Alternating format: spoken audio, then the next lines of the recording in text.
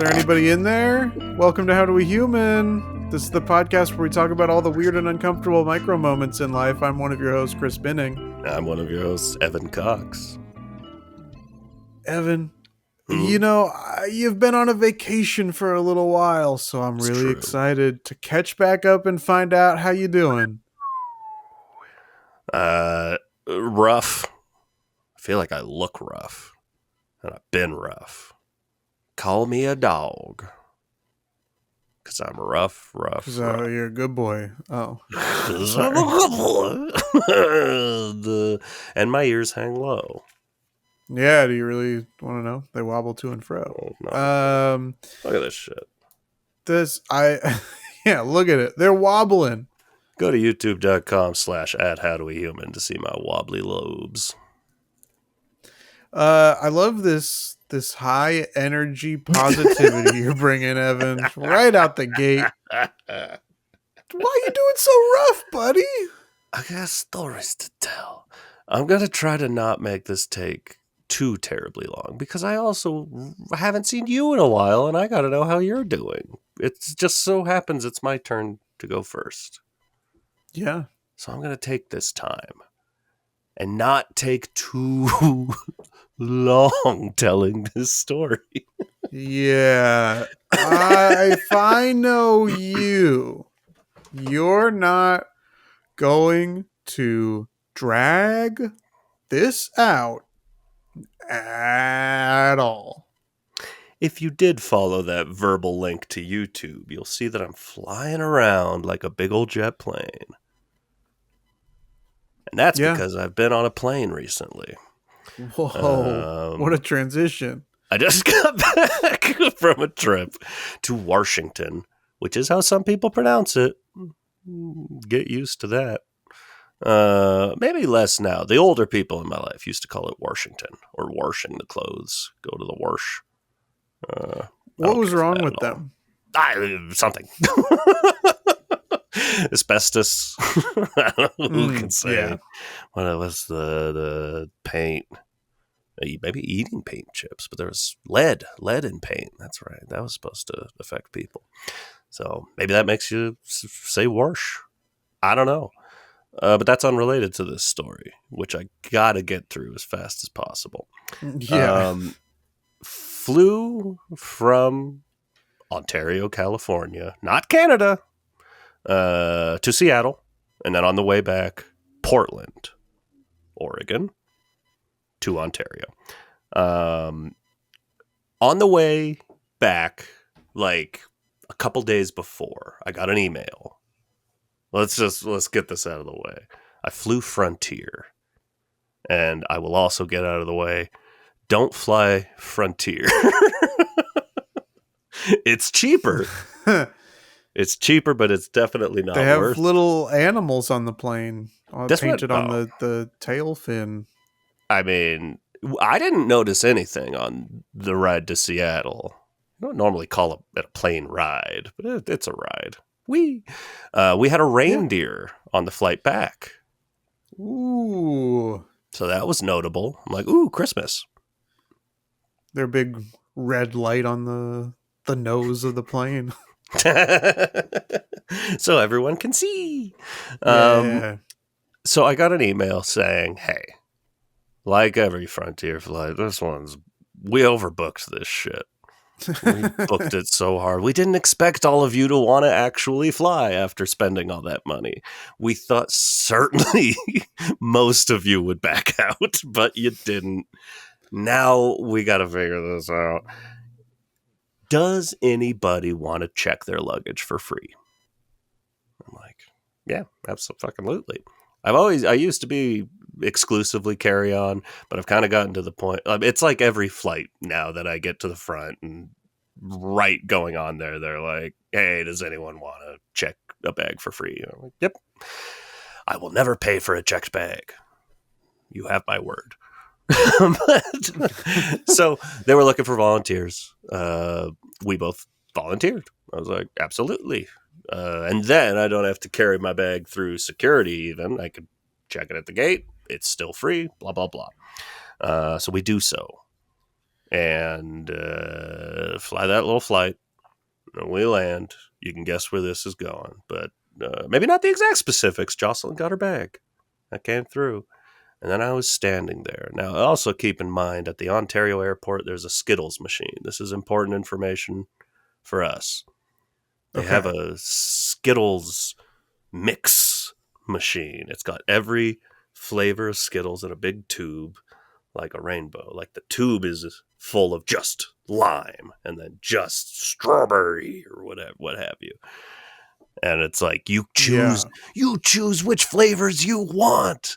I was like, God, I want to do that so bad, but we didn't have time on the way there, and as we were coming back, Is it all? This is important. Is it it is all important.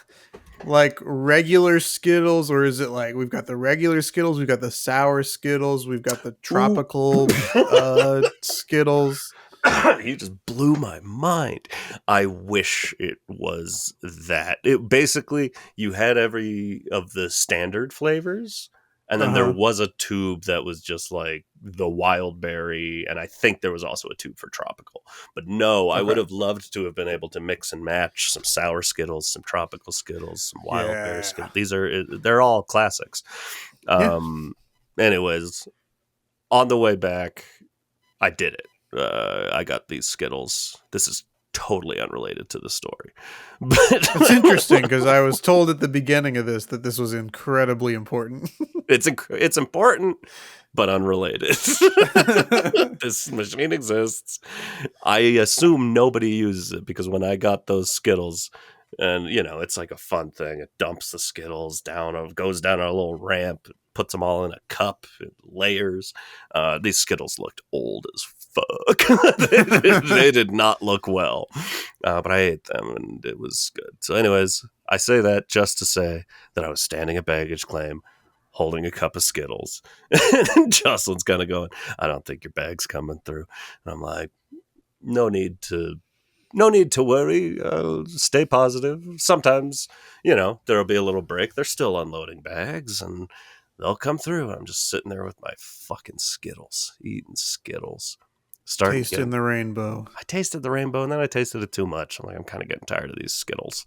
A little tired of the Uh, rainbow, and the bag never comes through.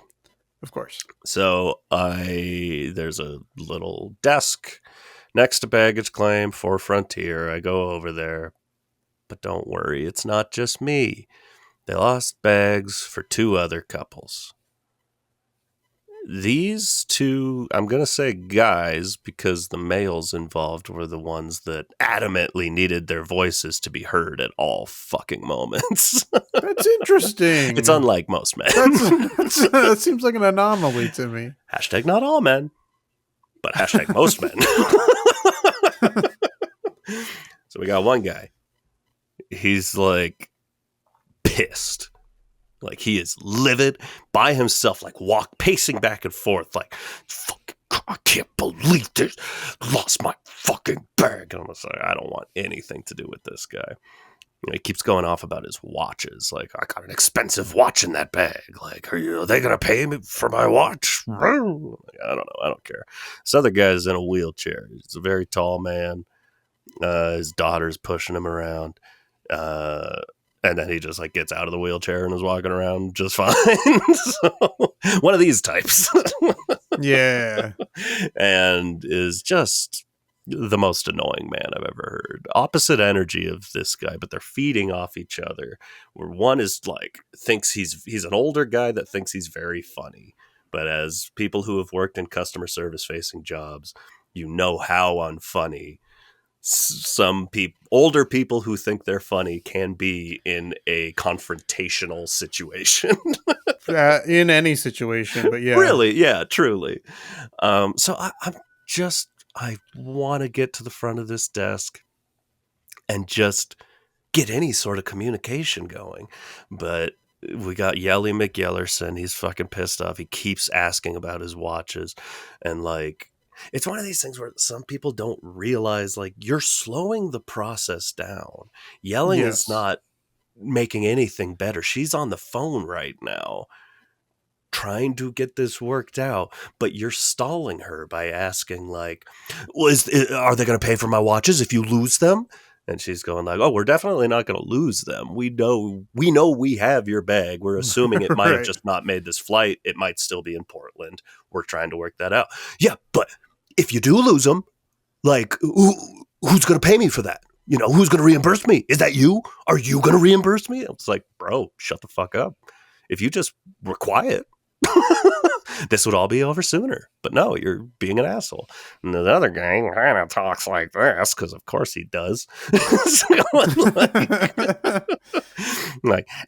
He showed up after me and the angry guy and just jutted in front of both of us because he's like, I'm going to give them my address and then I'll go home and they can just call me. And I was like, all right, go ahead. That's not what fucking happens. He stands there. I was there for like an hour listening to these two fucking idiots. And this guy's going, I'm a big fan of, I'm going to give them my address so they can call me. You know what's funny? I think that is exactly what he said, and it didn't occur to me until now. I don't believe I'm misquoting him. I believe he told us he was going to give his address so that they could call him. He's going like, Mom, my medications are in my bag, and I got to get this fast. I was like, okay, so you're not just leaving your address to get a phone call. You're going to stand here and badger about this. And she's on the phone and she's like, okay, can I see your baggage tag? So he has his information on it and his last name, not to dox you fella, his last name was Leonard. It was Kawhi Leonard of the Los Angeles Clippers. That's my impression of Kawhi Leonard. And she's going, it's like, oh, yeah, we're looking for a baggage claim. This or a whatever baggage tag number 1234567, whatever the number was, under the name. Let's pretend his name was Ken. I don't remember his first name. Otherwise, I would dox you. Name for Ken Leonard. And obviously, like, English wasn't her first language. Spoke good English, but like was unfamiliar with the name Leonard. And he's like, it's not Leonard, it's Leonard. And she's like, Leonard. And he's like, you don't pronounce the O, it's Leonard. And I'm just like, bro, it doesn't fucking matter. Again, you're slowing down this phone call. Her pronouncing the O is only going to guarantee that they are spelling your name correctly. Like, the fuck do you give? The person with him was his daughter, and she, as soon as like it came out that all three of us had lost our bags, starts going like, she thinks she's funny also. I wonder where she gets it. She thinks she's being friendly and funny, and she's like, this is why I never fly anywhere. If I can drive, I always drive. And I'm like, nobody cares. Unrelated. Fuck off. Yeah. Go away. Go sit down somewhere and, I don't know, play marbles. Suck on an egg, as they used to say. I just hate taste that. the rainbow. Go taste the rainbow, why don't you? There's a machine around the corner. It's cool.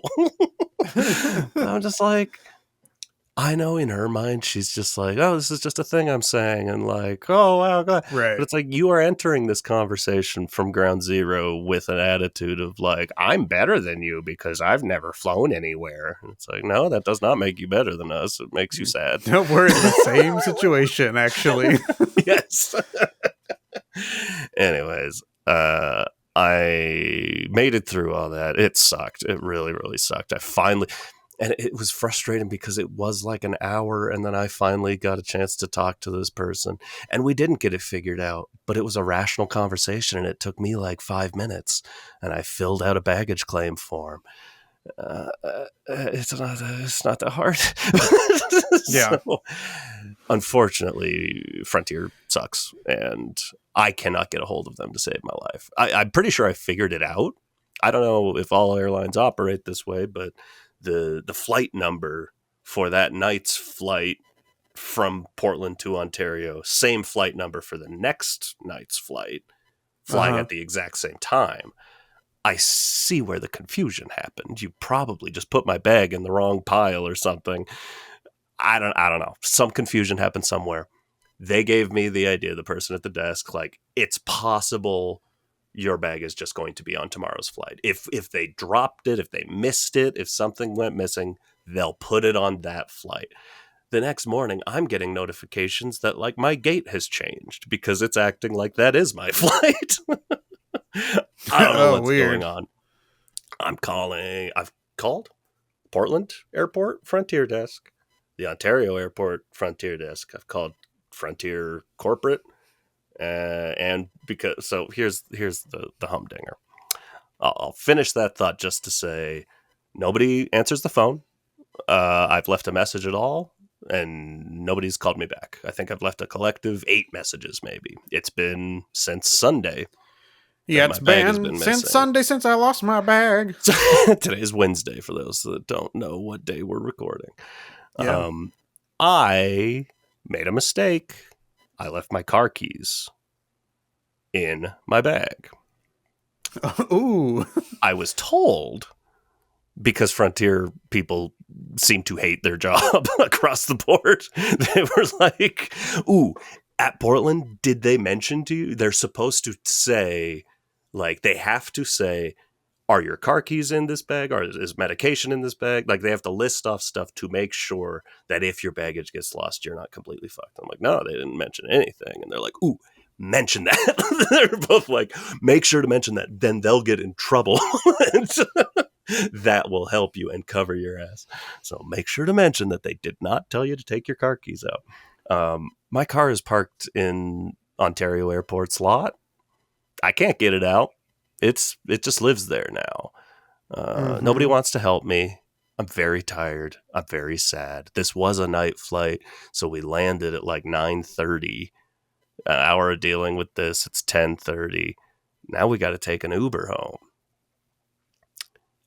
I'll try to make this part quick because this is the last part, but this is one of the worst experiences of my life. And it might be one of those things because we've had this before where I tell a story and then kind of decide later, like, I think that was just trauma dumping. It wasn't funny. But called an Uber. This guy picks us up. He is so nice, so friendly, so talkative. Me personally, a late night Uber that's going to be over an hour long, I would prefer to just be quiet, personally. Sure. But he's super nice. He's funny, easy to talk to. That's the next fine alternative. It's like when you've got awkward, shitty conversation or whatever. When you've got awkward conversation or just someone that's like I've had someone that wants to talk politics or something, like that's the nightmare. Yeah. If you're going to be nice and fun and funny, whatever, that's cool. He's playing good music. We're having a good time. I mention a little bit in like, thank you. Because again, I live on a mountain. It's a pain in the ass to drive up said mountain, or can be. Airport's 30 minutes from that. It's another 30 minutes up the mountain. So I said, thank you so much. Like, I appreciate you taking us up the mountain. And he goes, oh, what? You guys are up the mountain? And I'm like, yeah, did you not see the? He's like, yeah, I didn't know the address was all the way up there. Oof, okay. I'm like, oh, I mean, if we can get out if you don't. He's like, no. I mean, that's why I pick people up. I pick people up so I can drive them where they're going. I'm just gonna need to stop to get gas. It's like, all right, man. He does. He gets gas. Everything's chill. Everything's fun. Everything's friendly. We get to the bottom of the mountain. We start going up. This car he's driving was also a car that Jocelyn and I had rented to drive from Washington to California back when her car broke down. And we fell in love with this car. Chrysler Pacifica rules. Never expected to love a van in that sense, but it was an awesome vehicle to drive. And so he had just gotten this vehicle and we're chatting about it. And he's like, oh yeah, I love it. It's so good. It's so great. It's this and this and that. Everything about it's cool. We start going up the mountain. Like he says he got this car like a week ago and it did a thing that made it feel like it was just about to break down completely, like pulled back, slowed almost to a stop, jerked the whole car. And he's like, whoa, what the fuck was that? We were in the middle of a conversation, but he shut that conversation down because he's like, just had a vibe of, I need to focus on this. And he got real quiet. And the sun has set now. He pulls over to the side of the road and shuts the car off. And we're just sitting there in silence. And he's clearly angry. This was the quietest, scary moment of the ride, where I was like, I sure hope the idea is we're just shutting off the car so he can start it back up again. Yeah. It didn't have that vibe at the moment, but he did eventually. He started it back up again. It seemed to work. We start driving. It jerks again a little bit. And then he pushes some buttons, and it seems like he got it figured out. Up until this point, he's been driving great and talking the whole way. He hardly says another word from this point, and you've done this drive up the mountain. I'd say if I'm driving by myself and I don't know, taking those turns at a speed comfortable for me, that is, other people might say you're driving a little fast. I'm going 45 miles per hour, average 35 to 40 most likely. This guy starts going 75 miles per hour. Oh, whipping around these corners and not saying a fucking word. We have a half an hour to go. He is pissed off. It's about to be 15 minutes. That's what we were trying to figure out. Is like, is it just like he's worried about his car and trying to get there as fast as possible? But it had the vibe of just like a guy with a really bad temper. Yeah.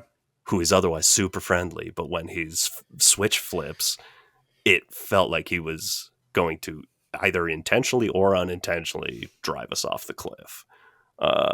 It was fucking terrifying. It was really, really awful. And there would be quick little blips where, like, I mean, Jocelyn was doing her best to just be like, there's a really, really, really sharp corner coming up here. You might want to slow down. And he wouldn't say anything, but he would slow down to like 30 or something. And as soon as we got around that corner, back up to 75. I did not like it. Yeah, he said like one or two other things.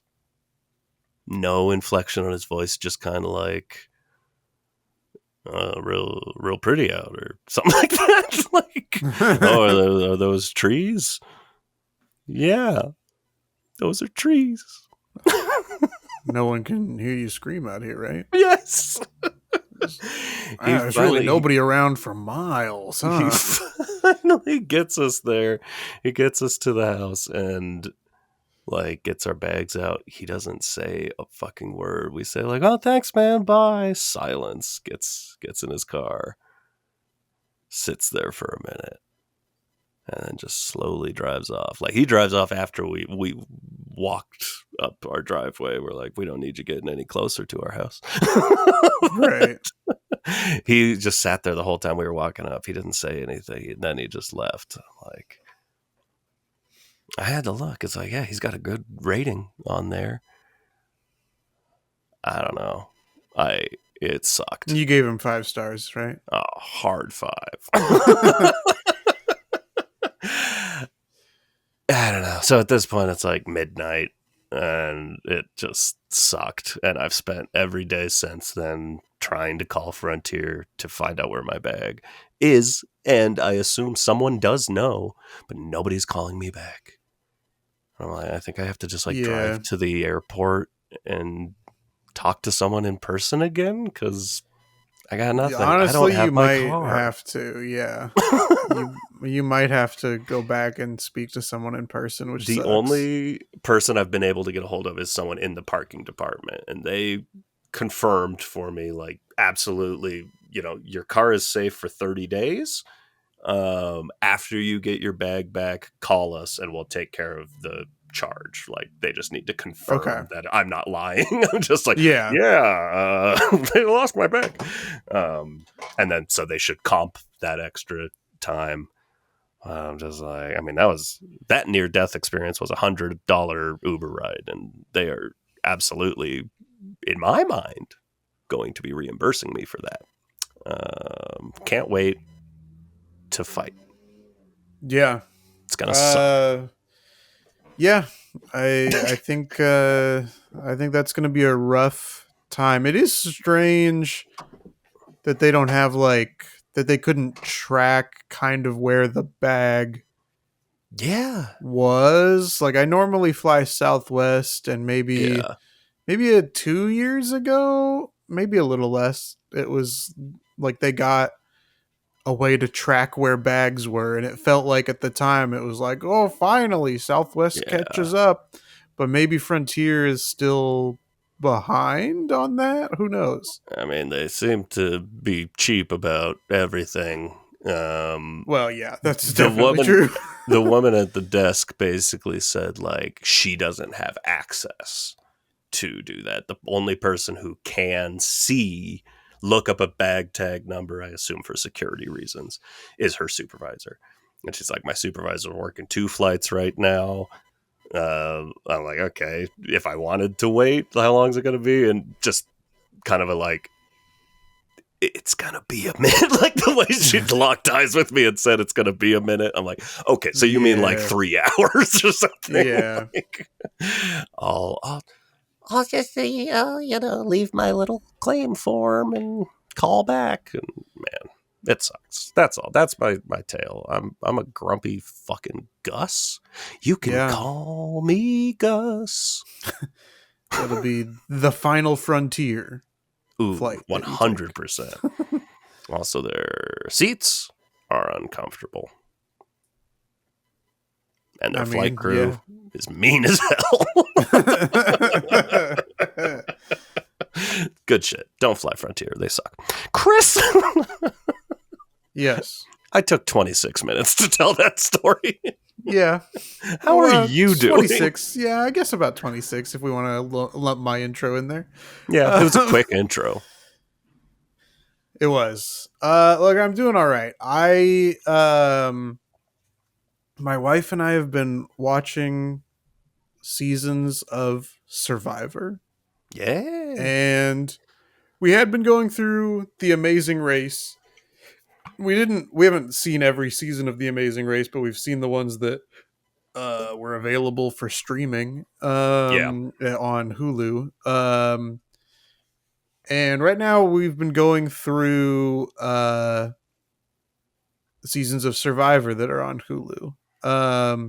But there's also this is just a quick little aside, not unlike the Skittles machine.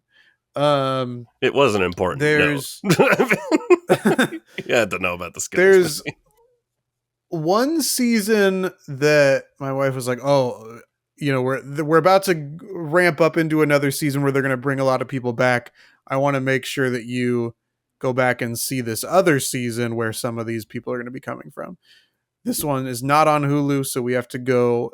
We go to Amazon Prime, and we've bought seasons on Amazon Prime before. We're just going to buy this other season so that we can watch it. This season is not available to purchase, but you can do a 7-day free trial of Paramount Plus and stream it through there. Paramount Plus as a user interface, as a platform, It's so bad. It's so bad. Yeah. It's awful. It's wild. We paid for the no ads version, and then before you watch anything, there's like a 45-second long ad. In the no ads version. It's like, yeah, but it's at the beginning. It's not during your show, so it's okay. Yeah. We all love ads at the beginning. No one's ever complained about that. But anyway, this thing that I wanted, now that I've dunked briefly on Paramount Plus, hey, don't use Paramount Plus. This is the Frontier Airlines of streaming platforms. 100%. But we were watching a season that was fans versus favorites. They have one tribe of fans, one tribe of returning competitors. I was long past watching at this point, but I do remember hearing about this happening, and it Yeah. sounded fun. And so all this, this whole season goes by, right? Where Yeah. I always try to find who I'm rooting for. And it's usually like a handful of competitors. It's Yeah. whoever most reminds me of myself. And then maybe whoever is like just seems to have a good vibe. Yeah. And one of these competitors that I liked, I saw that you know they'll put up the person's name and then their job. Yes. And this person's job was ice cream scooper, and I was like, yeah, that's my favorite contestant right now. I'm Big rooting for fan. this guy. He's on the fan tribe. The whole season Okay. goes through. They mix up some tribes. They merge. If you don't know anything about Survivor, it starts in different tribes. Then at a certain point, when there's only a certain number of contestants left, there's no more tribes. It's everybody for themselves. And we get to a point where there are more favorites than fans left, and the favorites, they're starting to pick off the fans, and Yeah. especially a lot of the women have gotten together and they're trying to pick off the men, and they're doing it pretty effectively. Okay. But my ice cream scooper, still in the mix, keeps winning individual immunity and is always safe Nice. from getting voted out. And it comes down to just him and 4 women left in the final 5. Yeah. He wins immunity again. He can't be voted out. Guaranteed shot at the final 4.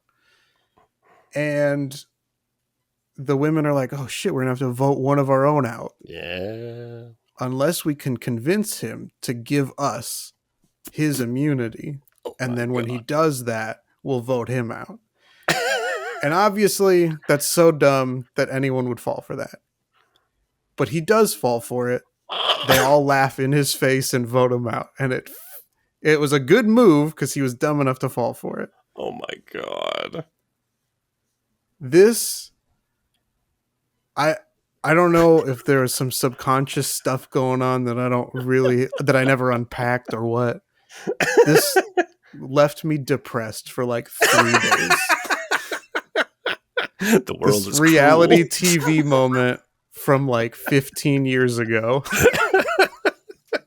really did a number on me. Oh no. I don't know, because I You're in know too that you've deep. watched like different reality shows and stuff. You've gone Yeah. back, watched some different cooking shows and stuff. Certainly. I don't know if there's if this has happened to you where you get really attached to Definitely. a contestant or something, and their lows become your lows. Yeah. I don't know if that's happened for you. 100%. And it is always that. Mostly it's always going to be Top Chef I'm watching, where, yeah, it's a contestant that's just like, they seem to be a good chef. They're way out of their depth, though, but they are the most entertaining person to watch, and they're just lovable and funny, and everyone likes having them around or whatever. Yeah. I mean, it's coming, they're not. And then when that happens, when it's like, I know he's not nearly as good as these other chefs, but keeps on trudging on. And it's just like, oh my God. Yeah. I ride those emotional highs and lows. Yeah. It's not it's not. And it has never happened with the other shows that we've watched. Like I'll be bummed when a contestant I like gets, eliminated or whatever, sent home. Yeah. But not to the extent of like it ruins the rest of my week. And I don't really know, like there's also the like shame and embarrassment of like, why did that happen to me? Why did like, Yeah. I know why I'm upset, or at least what triggered it, but that sucks. Why did that happen to me? the reason I would say we didn't really talk about it much, but we haven't ended up watching this last season of Love is Blind because we've watched every other season and we've gotten in too deep. And man, that show's upsetting sometimes. Sure. And it's a similar vibe of like, man, there are just some awful fucking people out in the world that want to be on TV, and it's painful to watch the occasional, really genuine stand-up person just get the living shit beaten out of them for no reason. Yeah. It did feel like because it was a smart gameplay by Yeah, the other four, but it man, just sucks. it just You took sucked. something that could have been great, and Yeah. it's not. Yeah. It's terrible. And it does seem to be the unpopular opinion. Most people are like, that was amazing, that he was so dumb. Like, yeah, but I mean it sucks. yes, but also it sucks. It would have been cool. You gotta root for the underdogs, man. Exactly. Little Mr. Ice Cream Scooper. Exactly. You Someone get whose it. job is a tool in my kitchen. Yeah. I'm a garlic presser.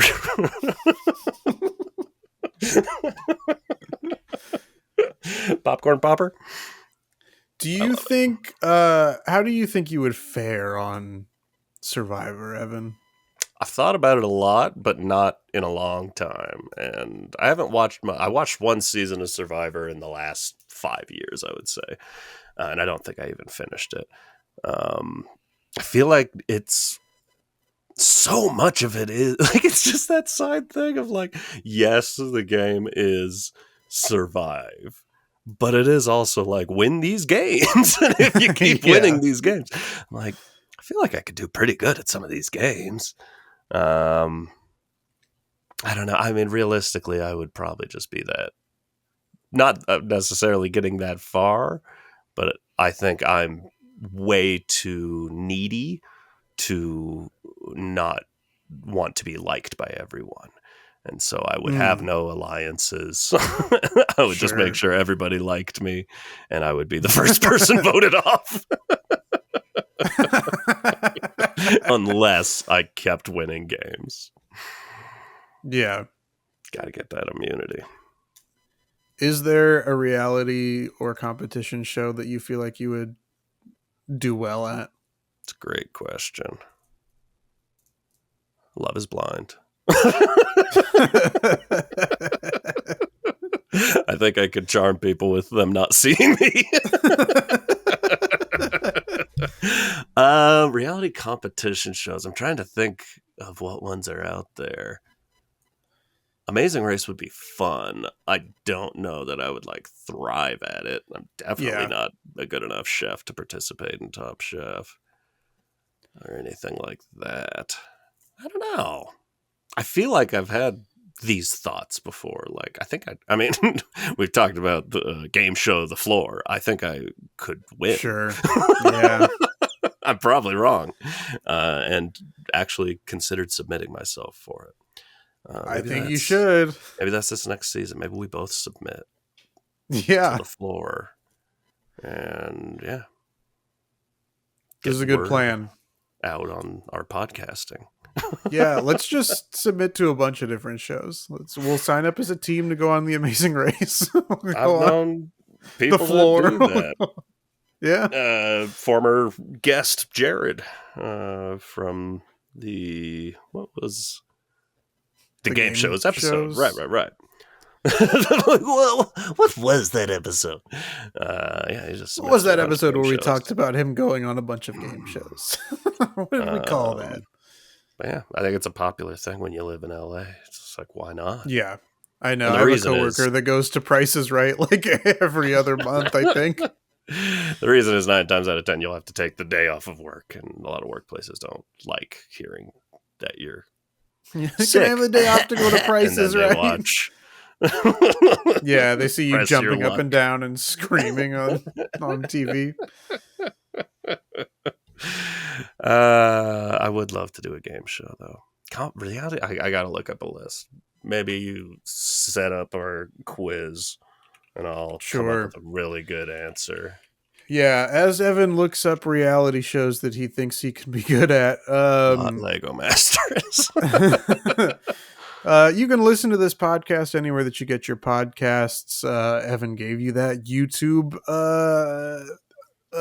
link earlier. You could check out full video on YouTube at HowDoWeHuman. You can also check us out on our social media, Instagram or Facebook at HowDoWeHuman, or send us an email to howdowehumanpod@gmail.com. We are going to take a 5-question quiz here in a moment.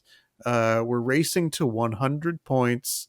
Previously, I have gotten to 100 points and Evan has gotten to 100 points. So we are tied 1-1.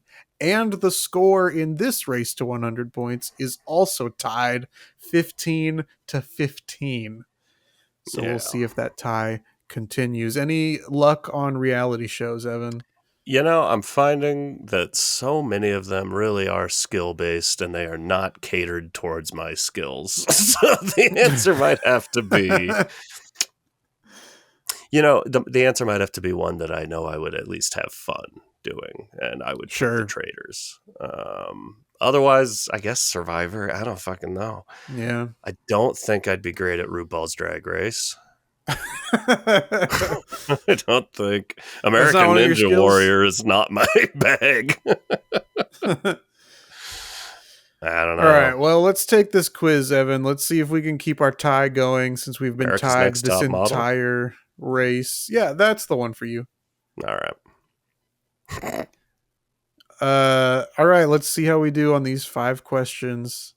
Evan, question number 1. What devastated Egypt in 1348? Famine, earthquake, plague, or flood? I remember 1348 so well. Yeah, but it was well, what because were you doing in 1348? I was dealing with something personally devastating, so I was not keeping up with Egypt.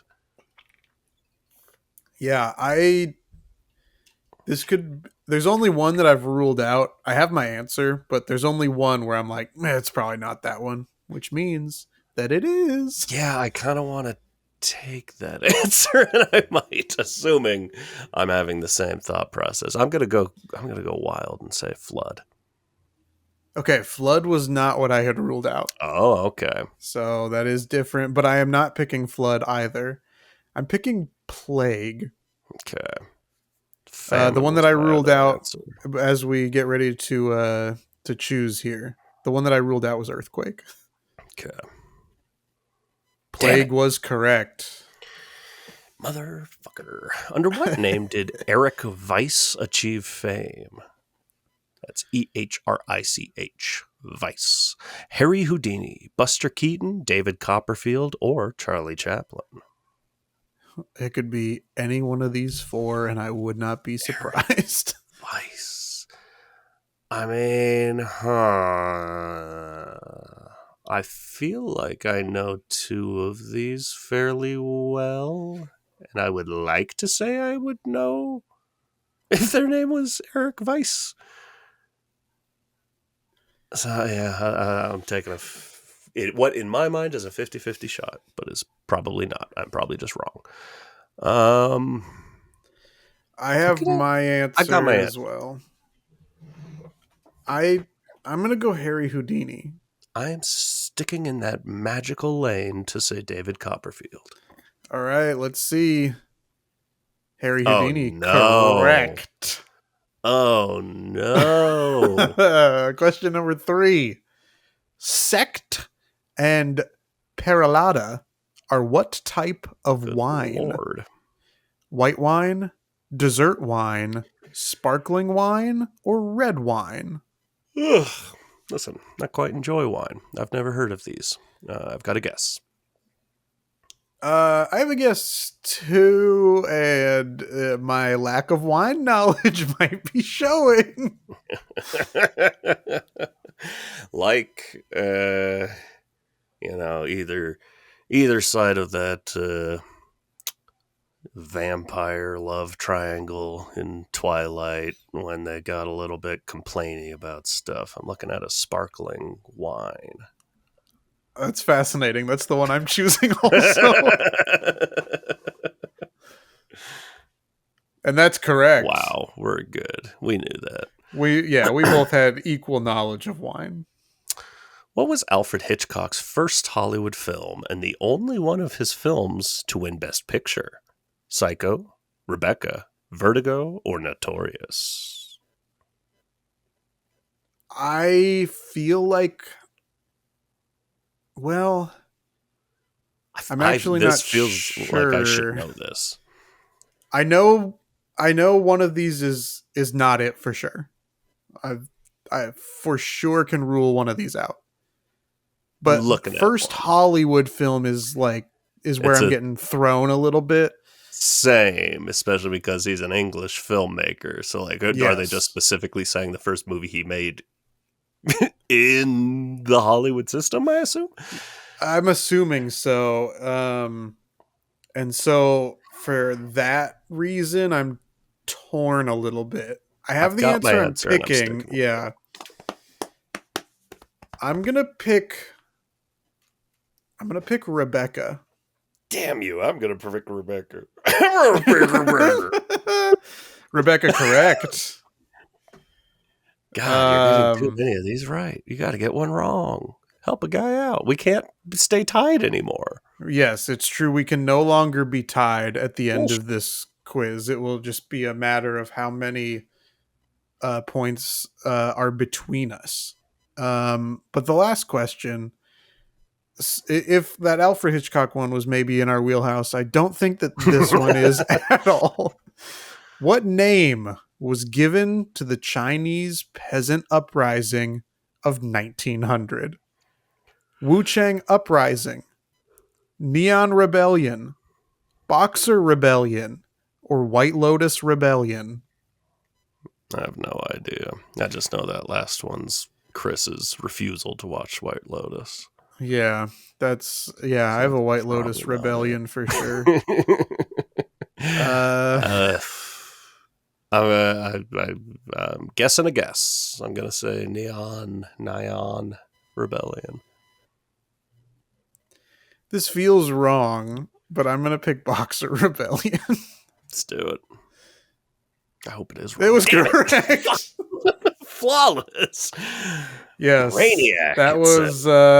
That's the best I think I've ever done. I don't know if I've ever gotten 5 out of 5. Well, I know that you have stats right there that you've gotten it 3 times.